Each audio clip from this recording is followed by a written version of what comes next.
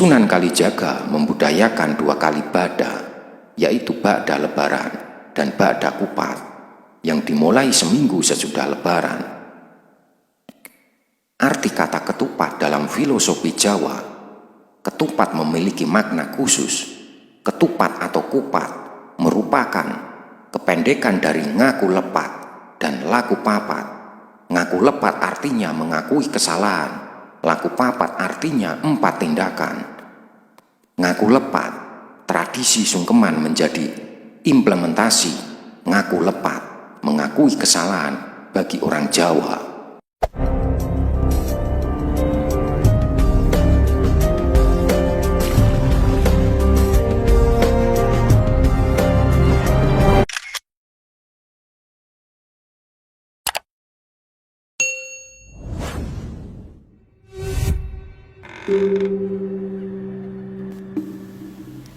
Sunan Kalijaga diperkirakan lahir pada tahun 1450 dengan nama Raden Said.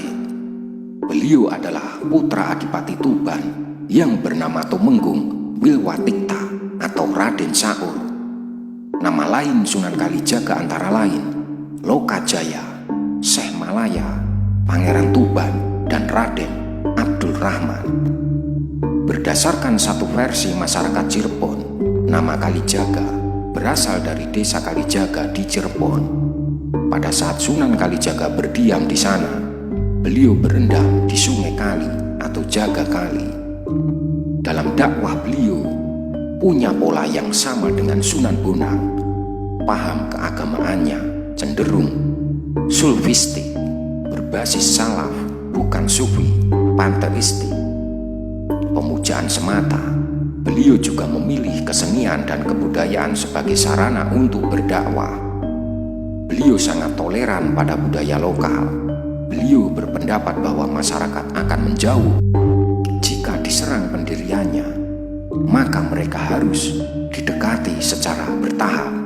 Sunan Kalijaga berkeyakinan jika Islam sudah dipahami, dengan sendirinya kebiasaan lama akan hilang. Tidak mengherankan ajaran Sunan Kalijaga terkesan sinkretis dalam mengenalkan Islam. Beliau menggunakan seni ukir, wayang, gamelan, serta seni suluk sebagai sarana dakwah. Beberapa lagu suluk ciptaannya yang populer adalah Lir Ilir dan Gundul-Gundul Pacul. Beliau menggagas baju takwa, perayaan sekatenan, gerebek maulud, serta lakon carangan, layang Kalimosodo, Petruk jadi ratu, Petruk jadi raja. Lanskap pusat kota berupa keraton, alun-alun dengan 2 beringin serta masjid diyakini pula konsep oleh Sunan Kalijaga. Metode dakwah tersebut sangat efektif.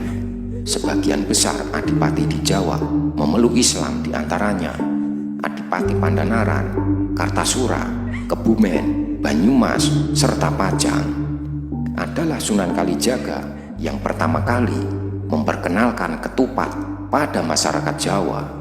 Sunan Kalijaga membudayakan 2 kali bada, yaitu bada lebaran dan bada kupat, yang dimulai seminggu sesudah lebaran.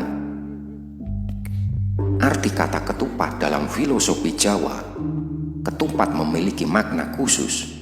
Ketupat atau kupat merupakan kependekan dari ngaku lepat dan laku papat. Ngaku lepat artinya mengakui kesalahan, laku papat artinya 4 tindakan.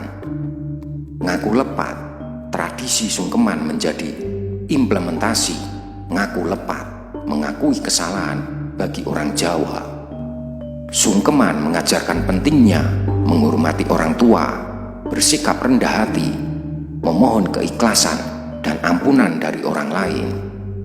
Sedangkan laku papat, 1. Lebaran, 2. Luberan, 3. Leburan, dan 4. Laburan.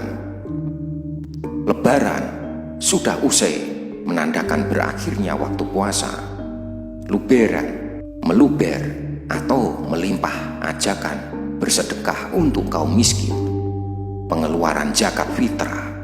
Leburan sudah habis dan lebur, maksudnya dosa dan kesalahan akan melebur habis. hadis karena setiap umat Islam dituntut untuk saling memaafkan satu sama lain. Sedangkan laburan berasal dari kata labur dengan kapur yang biasa digunakan untuk penjernih air maupun pemutih dinding. Maksudnya supaya manusia selalu menjaga kesucian lahir dan batinnya. Filosofi kupat lepet kupat. Kenapa mesti dibungkus janur? Janur diambil dari bahasa Arab janur, setelah datang cahaya. Bentuk fisik kupat yang segi empat ibarat hati manusia. Saat orang sudah mengakui kesalahannya, maka hatinya seperti kupat yang dibelah, pasti isinya putih bersih, hati yang tanpa iri dan dengki. Kenapa? Karena hatinya sudah dibungkus cahaya janur.